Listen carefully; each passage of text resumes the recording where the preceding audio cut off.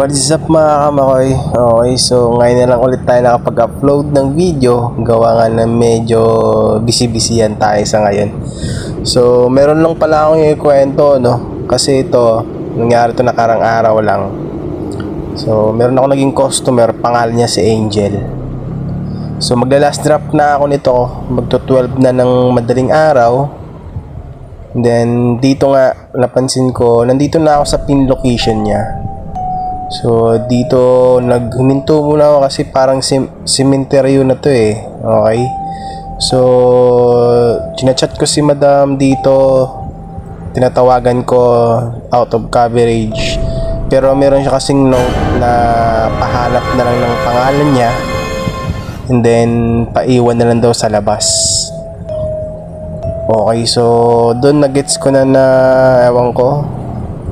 So ang ginawa natin dito mga kamakoy, pumasok tayo.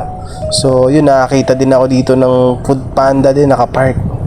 Sabi ko baka dito din to, naghatid din to, di ba? So baka nagpark lang talaga. So yun nga dito mga kamakoy, tumitingin ako dito sa grid para hinahanap ko yung pangalan niya, no? Si Ma'am Angel. So dito, so merong aso tayo nakita.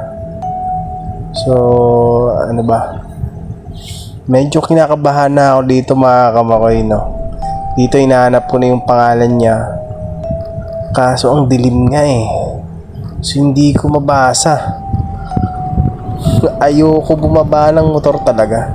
So ang ginawa ko, tinitingnan-tingnan ko na lang, medyo nababasa ko naman.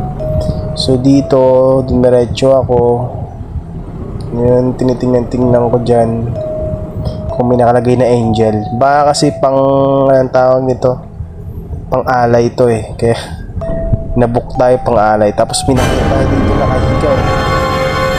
Alam ko na baka yung bantayan dito, pero medyo kinakabahan ako dito mga kamakoy, no? So ginawa ko dito, gusto ko na umalis dito. So napagdesisyonan ko na lang talaga dito mga kamakoy na back to vendor ko na lang yung order, kasi hindi ko mahanap yung pangalan eh, baka sa iba ko mailagay.